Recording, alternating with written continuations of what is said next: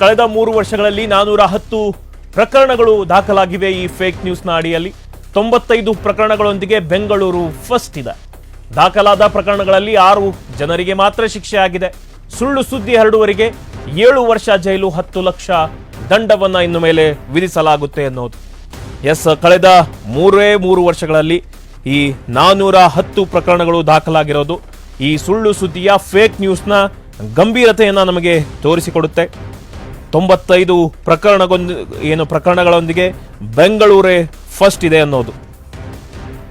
Silicon city ಅಂತ ಹೇಳ್ತೀವಿ, ಇಲ್ಲಿ ತಂತ್ರಜ್ಞಾನದ ಬಳಕೆ ಅನ್ನೋದು ಜಾಸ್ತಿ ಇರುತ್ತೆ.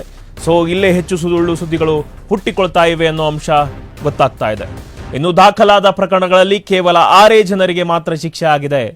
ಇರೋದು 410 ಪ್ರಕರಣ, ಕೇವಲ 6 ಜನರಿಗೆ ಶಿಕ್ಷೆ ಆಗಿದೆ ಅಂತ ನೋಡಿದ್ರೆ ನಮ್ಮ ಕಾನೂನು ಪ್ರಕ್ರಿಯೆಯಲ್ಲಿರುವಂತಹ ಲೋಪದೋಷಗಳನ್ನ, ಲೂಪ್ ಹೋಲ್ಸ್ಗಳನ್ನ ಇದು ಎತ್ತಿ ತೋರಿಸುತ್ತೆ ಅನ್ನೋದು.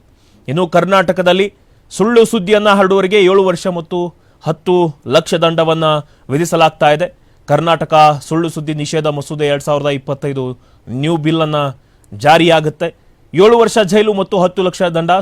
ಸುಳ್ಳು ಸುದ್ದಿಯನ್ನ ಹರಡುವವರಿಗೆ ಈಗ ಸಾಮಾನ್ಯ ಶಿಕ್ಷೆ ಇಲ್ಲ, ಇದು ಬಹುದೊಡ್ಡ ಸಮಸ್ಯೆ. ಇದರಿಂದ ಪ್ರೇರೇಪಣೆಯನ್ನ ತೆಗೆದುಕೊಂಡು ಪ್ರವೋಕ್ ಆಗುತ್ತೆ. ಈ ರೀತಿ ಮಾಡಿಬಿಟ್ರ ನಮ್ಮ ಜನಾಂಗಕ್ಕೆ. ಅಲ್ಲಿ ನೋಡಿ, ಮುಸ್ಲಿಂ ಸಮುದಾಯಕ್ಕೆ ಯಾರೋ ಹಿಂದೂ ಅವರು ಚಾಕುವನ್ನು ಇರ್ತಿದ್ದಾರೆ ಅನ್ನೋ ಸುಳ್ಳು ಸುದ್ದಿಯನ್ನ, ಫೇಕ್ ವಿಡಿಯೋನ ಹಂಚಿಕೊಂಡ ಮೇಲೆ ಆಬ್ವಿಯಸ್ಲಿ ಅದು ಮುಸ್ಲಿಂ ಜನಾಂಗವನ್ನ ಕೆರಳಿಸುತ್ತೆ. ಇದೇ ರೀತಿ ಆಗ್ತಾ ಹೋಗ್ತಿದೆ. ಇನ್ನು ಯಾರಾದರೂ ಈ ದೂರನ್ನ ನೀಡಲಿ ಅಥವಾ ನೀಡದಿರಲಿ, ಪೊಲೀಸರೇ ನೇರವಾಗಿ ಸುಳ್ಳು ಸುದ್ದಿ ಹರಡುವವರ ಮೇಲೆ ಕೇಸನ್ನು ದಾಖಲಿಸಬಹುದು ಈ ಬಿಲ್ನ ಅಡಿಯಲ್ಲಿ. ಈ ಕಾಯ್ದೆ, ಈ ಮಸೂದೆ ಎಂದು ಜಾರಿಗೆ ಬಂದರೆ ಇನ್ನು ಪ್ರತಿ ಪೊಲೀಸ್ ಠಾಣೆಯಲ್ಲೂ ಸಾಮಾಜಿಕ ಜಾಲತಾಣದ ಮೇಲೆ ನಿಗಾ ಘಟಕವನ್ನು ಸ್ಥಾಪಿಸಲಾಗುತ್ತೆ.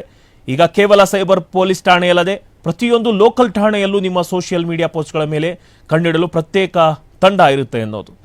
ಏನಾಗುತ್ತೆ, ಇನ್ನು ಹಳೆ ವಿಷಯಗಳನ್ನು ಹೊಸ ವಿಷಯಗಳಂತೆ ಬಿಂಬಿಸ್ತಾರೆ ಈ ಫೇಕ್ ನ್ಯೂಸಲ್ಲಿ. ಹಳೆಯ ಯಾವುದೇ ಒಂದು ಘಟನೆ ಇರ್ಬೋದು, ಅದನ್ನು ವಿಡಿಯೋವನ್ನು ತೆಗೆದುಕೊಂಡು ಇವತ್ತೇ ಇದು ನಡೆದಿದೆ ಅಂತ ಬಿಂಬಿಸಿ ಜನರನ್ನು ಪ್ರಚೋದನೆಯನ್ನು ಮಾಡಲಾಗುತ್ತೆ. ಇನ್ನು ಎಡಿಟಿಂಗ್ ಅಪ್ಲಿಕೇಶನ್ಸ್ಗಳಿದ್ದಾವೆ.